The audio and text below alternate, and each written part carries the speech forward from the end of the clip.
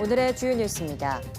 어제 하루 코로나19 신규 확진자는 광복절 연휴 검사 건수 감소 영향으로 1,373명을 기록했습니다.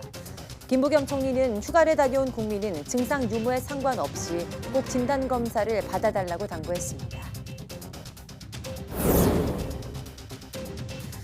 오늘부터 전국 초, 중, 고등학교의 본격적인 개학과 등교 수업이 시작됐습니다. 거리두기 4단계에서도 중학교의 3분의 1, 고 1, 2학년의 50%는 등교가 이뤄집니다. 5차 재난지원금인 소상공인 희망회복자금 신청이 시작됐습니다. 4차 재난지원금을 받은 사람 가운데 지원 요건을 충족한 소상공인을 대상으로 40만 원에서 최대 2천만 원이 지급됩니다. 일본의 신규 감염자가 8주 만에 17배 급증했습니다. 일본 정부는 긴급 사태를 연장하고 오는 24일부터 열리는 도쿄 패럴림픽도 무관중으로 치르기로 했습니다. 과학 전문 방송 YTN 사이언스 유튜브 채널 구독자 수가 50만 명을 넘었습니다. 지난 2013년 채널이 개설한 이래 8년 만의 성과로 과학 대중화의 기틀을 마련했다는 평가입니다.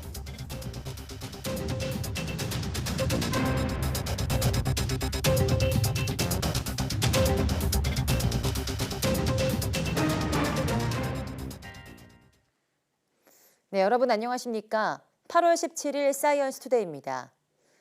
코로나19 신규 환자가 1,373명으로 42일째 1,000명대 확산세가 계속됐습니다. 전체 추이로 보면 1,200명을 기록한 지난 3일 이후 2주 만에 환자가 가장 적었습니다. 검사 건수가 적은 연휴 영향으로 내일과 목요일 주 후반 환자 규모를 봐 앞으로 확산 추이를 가늠할 수 있을 상황입니다. 지역 발생은 1,323명으로 전국 곳곳에서 환자가 속출했습니다. 수도권에서만 810명이 확진돼 국내 환자의 61.2%를 차지해 비중이 올라갔습니다. 비수도권이 40% 아래로 줄긴 했지만 경남과 부산 등에서는 환자 증가세가 이어졌습니다. 네, 김부겸 국무총리는 휴가를 다녀온 국민은 일터로 복귀하기 전 증상 유무와 관계없이 꼭 진단검사를 받아달라고 당부했습니다. 김 총리는 오늘 코로나19 중대본 회의에서 많은 국민이 휴가를 마치고 일상으로 돌아오는 지금부터가 이번 4차 유행의 중대한 변곡점이 될 수 있다며 이같이 말했습니다. 또 각 사업장에서는 직원들이 눈치 보지 않고 코로나19 검사를 받을 수 있게 배려해주고 재택근무를 확대 시행해달라고 덧붙였습니다. 각 지자체에도 취약업종에 대한 선제검사를 행정명령을 통해서 보다 과감히 확대 시행하고 시민들의 이동이 잦은 역사, 터미널 등에 임시 선별검사소를 추가 설치하는 방안을 검토해달라고 요청했습니다. 4차 대유행의 확산세가 심상치 않은 가운데 오늘부터 대다수 중고등학교는 여름방학을 마치고 2학기를 시작했습니다. 특히 2학기 등교 확대 방침에 따라 4단계 지역에서도 등교 수업이 이뤄지면서 교내 감염 우려를 불식시킬 수 있을지가 관건입니다. 신현준 기자입니다. 여름방학이 끝나고 중고등학교는 이번 주, 초등학교는 다음 주부터 2학기를 시작하는 곳이 많습니다. 교육부가 2학기 등교를 확대하면서 거리두기 4단계 지역도 등교 수업이 이뤄집니다. 교육부는 어떠한 상황에서도 학교는 가장 먼저 문을 열고 가장 늦게 닫겠다는 원칙으로 2학기 학사 운영 방안을 마련하였습니다. 수도권 등 4단계 지역은 초등학교와 중학교는 3분의 1 등교, 고등학교는 백신을 접종한 고3을 포함해 2개 학년, 즉 3분의 2가 등교합니다. 3단계 지역은 초등학교는 6분의 5, 중학교는 3분의 2 등교이고 고등학교는 전면 등교까지 가능합니다. 다음 달 6일 이후엔 기준을 더 완화해 3단계 이하는 전면 등교, 4단계는 3분의 2 안팎의 등교가 가능해집니다. 문제는 코로나19의 거센 확산세입니다. 거리두기 4단계 격상을 앞둔 제주도는 학원에서 집단 감염까지 발생했습니다. 그래서 학교가 안전하다기보다는 학교에 간 시간이 적었기 때문에 저는 또 역설적으로 생각을 할 수가 있습니다. 왜냐하면 미국이 지금 델타 변이가 유행을 하면서 학생들 감염이 기하급수로 늘고 있습니다. 교육부는 다음 달 3일까지 집중 방역 주간을 설정해 학교와 학원을 점검할 계획이지만 개학 직전 확진자가 급증하면서 학부모들의 불안감을 해소할 수 있을지는 미지수입니다. YTN 신현주입니다. 오늘부터 자영업자들을 위한 5차 재난지원금 신청이 시작됐습니다. 4차 재난지원금을 받지 못한 자영업자들은 전기료 감면과 대출 등 다른 지원도 받지 못했다며 볼멘 소리를 하는 상황 속에서 형평성 논란이 해소될 수 있을지 주목됩니다. 신준명 기자입니다. PC방을 차린 지 1년 된 정정길 씨. 지난 3월 4차 재난지원금 지급 소식이 가뭄의 단비 같았지만 매출이 늘었다는 이유로 받지 못했습니다. 이 때문에 버팀목 자금 지급 확인서를 제출해야 하는 저금리 임대료 대출도 신청할 수 없었습니다. 부가세 유예 혜택도 못 받았고 지금 8월 9일부터 되는 소상공인 임차 대출 지원 같은 경우에도 4차 재난지원금을 못 받았다는 이유로 아예 대출 심사조차 못 받았습니다. 4차 재난지원금 버팀목 자금 플러스는 지난해 9월부터 11월까지와 지난해 12월부터 지난 1월까지 월 평균 매출액을 비교해 감소한 경우에만 지급했습니다. 하지만 정 씨는 비교 기준이 잘못됐다고 주장합니다. 지난해 9월 PC방 집합 금지로 13일간 영업을 못했고 이후로도 추석 특별 방역 기간에 손님을 절반밖에 받지 못했기 때문에 거리두기가 완화된 시기와 비교하면 당연히 매출은 늘 수밖에 없다는 겁니다. 매출이 조금 증가했다는 이유로 영업 이제 조금 할 수 있을 정도인데 부지급 결정이 났더라고요. 지난해 8월 스터디 카페를 연 최부금 씨도 4차 재난지원금을 못 받았습니다. 무인 스터디 카페라 모바일 전자지급 결제 대행업체를 통해 결제했는데 이런 경우 국세청에 카드 매출이 0원으로 신고돼 매출 감소를 인정 못 받은 겁니다. 국세청 인프라에 보면 카드 매출이 0원이라고 확인되기 때문에 저희들은 부지급이다. 결국 최 씨 역시 버팀목 자금 플러스 지급 확인서가 없어 전기료 감면 대상에서 비껴갔습니다. 저희들한테 주실 수 있는 혜택이 전기 감면이었습니다. 4월 달부터 3개월 동안 냈던 거를 소급을 해줍니다. 근데 그거를 아예 지금 신청도 못한 상태고요. 중소벤처기업부 관계자는 4차 재난지원금 관련 민원을 취합하고 있다면서 5차 재난지원금은 매출 감소 증빙 자료를 폭넓게 인정하는 등 사각지대 개선에 노력했다고 덧붙였습니다. 어느덧 5번째 재난지원금. 이번에는 누군 받고 누군 못 받는다는 자영업자들의 볼멘 소리가 반복되지 않을 수 있을지 시선이 쏠립니다. YTN 신준명입니다. 최근 10년간 근로소득세와 사회보험료가 임금보다 빠르게 증가해서 기업이 지급하는 액수와 근로자가 실제로 받는 금액의 차이가 벌어졌다는 분석이 나왔습니다. 전국경제인연합회 산하 한국경제연구원은 최근 10년간 300인 이상 기업의 월 평균 임금을 분석한 결과 임금에서 공제되는 근로소득세와 사회보험료가 2010년 92만 원에서 2020년 140만 원으로 52.1% 증가했다고 밝혔습니다.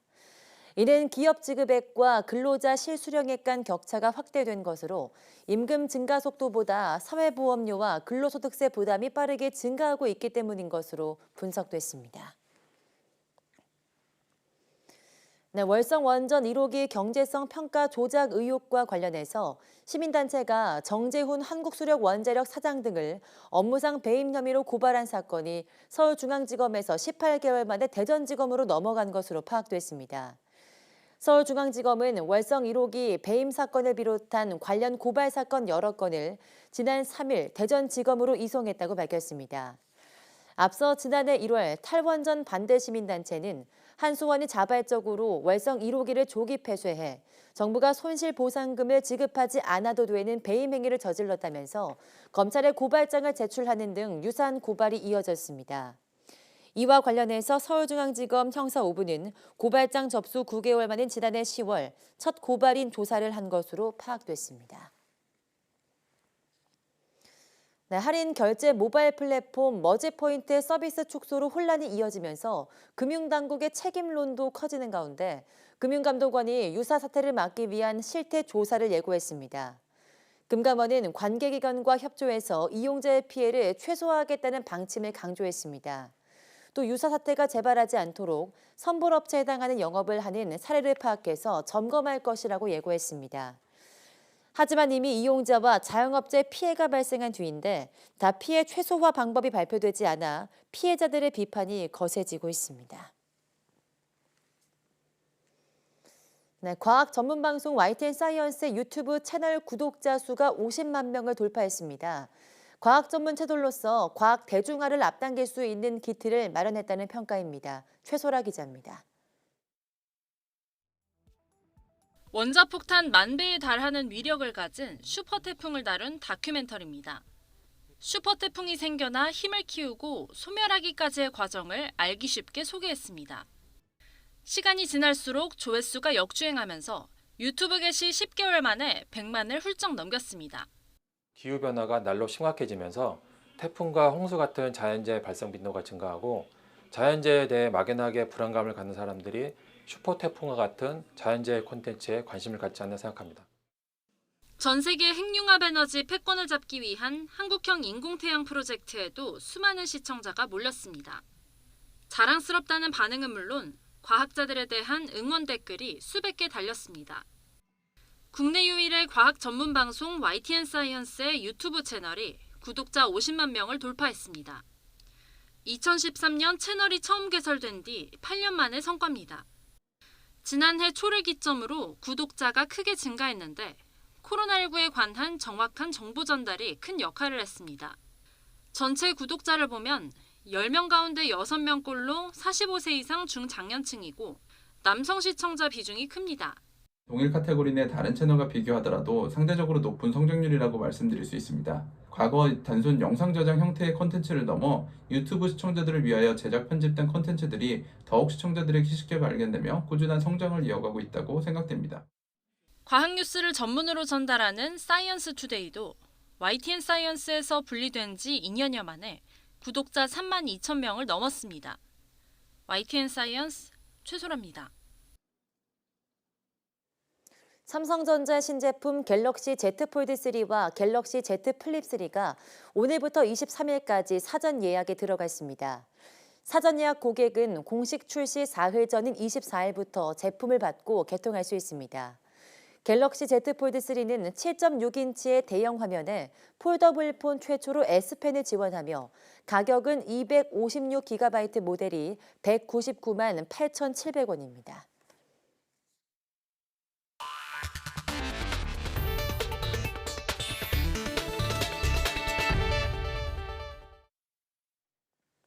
전 세계에서 최초로 코로나19 백신 3차 접종을 시작한 이스라엘에서 100만 명 이상이 접종을 마쳤다고 현지 언론이 보도했습니다.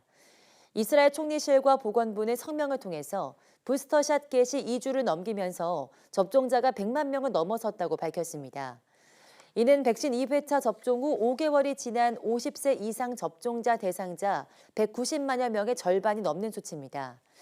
나프탈리 베네트 이스라엘 총리는 엄청난 성취지만 앞으로 할 일이 산적해 있다며 많은 사람이 3차 접종이 필요하다는 이스라엘의 결정을 이해하게 됐다고 말했습니다.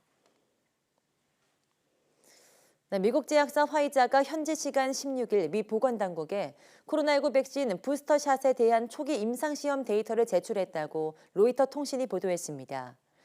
화이자는 제출 자료를 통해서 2회차 접종을 마친 지 8, 9개월 후 세 번째 백신을 투여하면 코로나19로부터 인체를 보호하는 중화항체가 훨씬 더 높은 수준으로 생성되는 것으로 나타났다고 주장했습니다. 화이자는 조만간 마지막 단계 임상시험까지 마무리한 뒤 최종 데이터를 미 식품의약국 FDA와 유럽의약품청에 제출할 계획이라고 밝혔습니다. 그동안 화이자는 자사 백신의 예방 효과가 초기 96%에서 4개월 후 84%로 낮아졌다는 실험 결과를 근거로 부스터샷의 필요성을 주장해왔습니다. 일본의 코로나19 확산세가 계속되자 도쿄 등에 선포한 긴급 사태를 연장하고 대상 지역도 확대하기로 했습니다. 또 오는 24일부터 열리는 도쿄 패럴림픽도 올림픽과 마찬가지로 무관중으로 치르기로 했습니다. 한영규 기자입니다. 일본의 코로나19 신규 감염자는 어제 오후 6시 반을 기준으로 14,000여 명으로 집계됐습니다. 월요일 기준으로는 역대 최대치로 8주 만에 17배 수준으로 폭증했습니다. 감염 상황이 가장 심각한 도쿄에선 월요일로는 가장 많은 2,900여 명이 감염됐습니다. 전체 누적 감염자는 116만 명을 넘었고 인공호흡기 치료를 받는 중증 환자는 1,600여 명입니다. 코로나 상황이 악화함에 따라 일본 정부는 오늘 오후 총리 주재 대책회의를 열어 긴급 사태 연장과 적용 지역 확대를 결정할 예정입니다. 이달 말까지 긴급 사태가 선포돼 있는 도쿄와 사이타마, 지바, 가나가와, 오사카, 오키나와 등 6개 지역은 다음 달 12일까지로 기한이 연장될 것으로 예상됩니다. 또 시즈오카와 이바라키, 도치기, 군마, 교토, 효고, 후쿠오카 등 7개 지역에는 새롭게 긴급 사태를 적용하는 방향으로 논의가 이루어지고 있습니다. 오는 24일 개막하는 도쿄 패럴림픽도 올림픽과 마찬가지로 무관중으로 치러지게 됐습니다. 일본 정부와 대회조직위원회는 도쿄도 국제 패럴림픽위원회와 온라인 회의를 열어 패럴림픽 전 경기장의 무관중 원칙을 확정했습니다. 스가 총리는 도쿄올림픽의 무관중 원칙을 결정하면서 감염 상황이 개선되면 패럴림픽만큼은 관중이 있는 대회로 열고 싶다는 뜻을 여러 차례 밝혔지만 올림픽 기간을 거치면서 신규 확진자가 폭증해 패럴림픽의 유관중 개최도 무산되게 됐습니다. YTN 한윤규입니다. 아프가니스탄의 이슬람 무장반군 탈레반이 수도 카불의 대통령궁까지 점령한 뒤 종전을 선포했습니다. 주민들이 필사적으로 탈출에 나서고 있는 가운데 인파가 몰린 카불 공항에서는 미군의 경고 사격 와중에 아프간인 7명이 숨졌습니다. 김태영 기자입니다. 수도 카불을 점령한 지 하루도 안 돼 탈레반은 대통령궁까지 접수했습니다. 아프간 정부기도 내리고 곧바로 승리를 선언했습니다. 탈레반은 곧 통치 방식이 정해질 것이라고 밝혔습니다. I think an Afghan inclusive government, this is the demand, the will and the want of the people of Afghanistan. They want this government. 탈레반은 아프간 주민과 외교사절에 안전 보장을 약속하며 유화적인 모습도 보이고 있지만 겁에 질린 주민들은 서둘러 탈출에 나서고 있습니다. 카불 공항은 한시라도 빨리 아프간을 빠져나가려는 인파로 아수라장이 됐습니다. 활주로까지 몰려든 사람들이 앞다투어 비행기 트랩에 오르는 아찔한 광경도 벌어졌습니다. 미군이 경고 사격을 하며 해산에 나선 가운데 이 과정에서 아프간인 여러 명이 숨졌다는 보도도 나왔습니다. 로이터 통신은 사망 소식을 전하며 미군 발포 때문인지 인파에 깔려서 그랬는지 모르겠다는 목격자의 증언을 전했습니다. 미국과 한국, 영국, 프랑스 등 60여 개국은 탈레반의 외국인과 현지인들의 안전하고 질서 있는 출국을 지원하라고 촉구했습니다. 각국 대사관들도 서둘러 아프간 탈출에 나서고 있는 가운데 미 국무부는 미 대사관 인력이 모두 안전하게 대피했다고 밝혔습니다. YTN 김태현입니다. 유엔 안전보장이사회는 현지 시간 16일 유엔 본부에서 탈레반의 아프가니스탄 장악과 관련해서 긴급회의를 열어 적대 행위 즉각 중단과 통합정보 수립을 촉구했습니다. 안보리는 성명을 통해서 모든 적대 행위의 즉각적인 중단과 협상을 통한 포괄적이고 대표성을 갖춘 새 통합정보의 수립을 촉구한다고 밝혔습니다. 또 아프가니스탄 위기 극복을 위해서 헌법 질서의 복원과 인도주의적 지원이 필요하다고 강조했습니다. 안토니우 구테르스 유엔 사무총장은 아프가니스탄이 또다시 테러리스트를 단체 은신처나 무대에 이용되지 않도록 국제사회가 단합해야 한다고 강조했습니다. 조 바이든 미국 대통령이 탈레반의 정권 인수 선언 이후 아프가니스탄 상황에 대해서 대국민 연설을 했습니다. 미군을 철수시켜서 아프간 전쟁을 끝내기로 한 결정을 후회하지 않는다며 미국의 국익이 없는 곳에서 싸우는 실수를 반복하지 않겠다고 강조했습니다. 워싱턴 강태욱 특파원이 보도합니다. 바이든 대통령이 서둘러 백악관으로 복귀했습니다. 아프간 상황과 관련해 대국민 연설을 하기 위해서입니다. 먼저 미군 철수를 지지한다며 자신의 결정을 후회하지 않는다고 말했습니다. I stand squarely behind my decision. After 20 years I've learned the hard way that there was never a good time to withdraw U.S. forces. That's why we're still there. 아프간에서의 미군의 임무는 미국에 대한 테러를 저지하는 것이었다고 설명했습니다. 아프간에서 통일된 민주국가를 설립하는 것은 미국의 목표가 아니었다는 겁니다. Our mission in Afghanistan was never supposed to have been nation building. It was never supposed to be creating a unified, centralized democracy. 다만 아프가니스탄의 붕괴가 예상보다 빨랐다고 설명했습니다. 그렇다고 아프간 정부가 포기한 전쟁에서 미군이 희생해서는 안 된다며 미국의 국익이 없는 곳에서 싸우는 과거 실수를 반복하지 않겠다고 강조했습니다. American troops cannot and should not be fighting in a war and dying in a war that Afghan forces are not willing to fight for themselves. 다만 아프간 국민의 기본권, 특히 여성과 소녀들의 인권에 대해 계속 목소리를 낼 것이라고 말했습니다. 또 미국이 아프간에서 대피하는 것을 방해하지 말라고 탈레반에 경고했습니다. 워싱턴에서 YTN 강태욱입니다. 영국 보리스 존슨 총리가 현지 시간 16일 아프가니스탄 사태를 논의할 주요 7개국 정상회의 소집을 요구했습니다. G7 의장국인 영국의 존슨 총리는 이날 에마누엘 마크롱 프랑스 대통령과 통화를 하고 조만간 화상으로 회의를 열겠다는 계획을 밝혔다고 AFP 로이터 통신이 전했습니다. 존슨 총리와 마크롱 대통령은 유엔 안전보장이사회 상임이사국인 영국과 프랑스가 유엔에서도 결의안을 끌어내는 데 역할을 하기로 뜻을 모았습니다. 앞서 도미닉 라브 영국 외무부 장관은 취재진과 만나 영국은 아프간에 다시 장악한 탈레반에 강경하게 대응할 방침이라고 밝혔습니다. 라브 장관은 탈레반의 귀환을 새로운 현실이라고 부르면서 우리는 모든 수단을 동원해 탈레반의 책임을 묻겠다는 뜻을 파트너 국가에 분명히 했다고 말했습니다. 어떻게 책임을 물을 거냐는 질문에는 라브 장관은 우리가 적용할 수 있는 제재부터 또 공적 개발 원조에 이르기까지 개혁과 포용을 요구할 지렛대가 있다고 답했습니다.